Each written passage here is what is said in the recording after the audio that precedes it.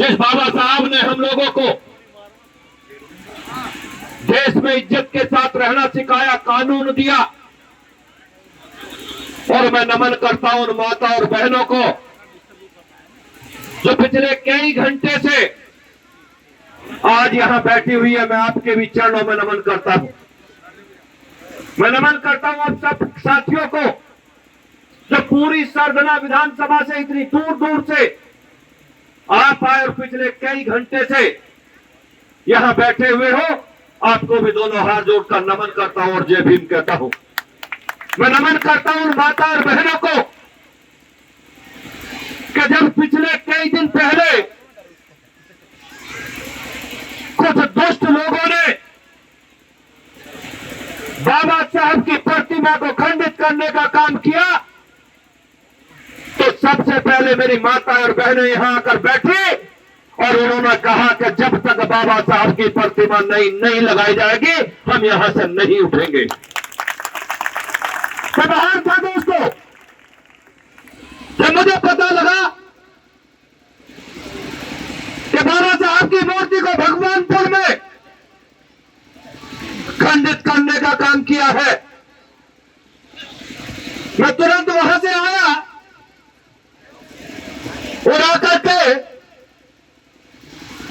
मुझे विश्वास था कि जो हमारी माताएं बहनें युवा साथी वहां बैठे हुए वे सब लोग, जब मैं जाऊंगा तो मुझे विश्वास है कि मैं जो कहूंगा उसे मानेंगे।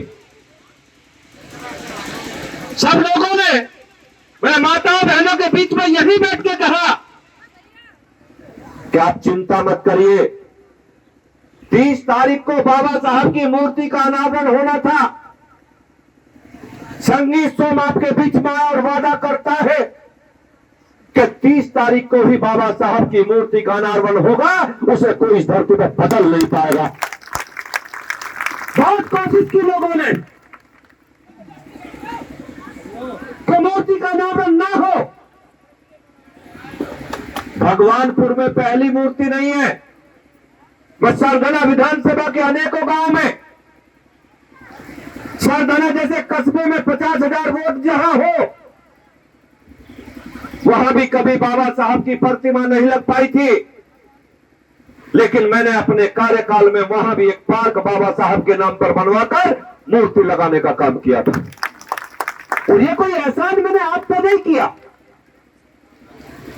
कोई भी भैया दलित समाज का लोग ये ना सोचे कि ये करके मैं उन पर कोई एहसान कर रहा हूं। ये एहसान कर रहा हूं मैं अपनी पीढ़ियों पर। मैं एहसान उतारना चाहता हूं बाबा साहब भीमराव अम्बेडकर का कि जिन्होंने आज हमें इस लायक बनाया कि हम आपके सामने खड़े होकर भाषण देने की चेष्टा कर रहे हैं। मतलब नहीं रहेगा साहब, पीढ़ी का अखिलेश के यहां कोई मतलब नहीं है। पीढ़ी हटा दिया गया, केवल ये रह गया है ए से आतंकवाद,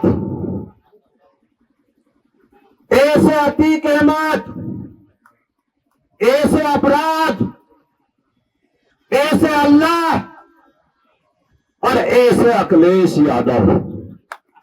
इसके अलावा ए का कोई मतलब नहीं रह गया है। दोस्तों, मैं आप लोगों से कहना चाहता हूं कि अब मुझे अपने इस समाज में, मैं जिस समाज के बीच में खड़ा हूं, मुझे इस समाज में धुरंधर चाहिए साहब।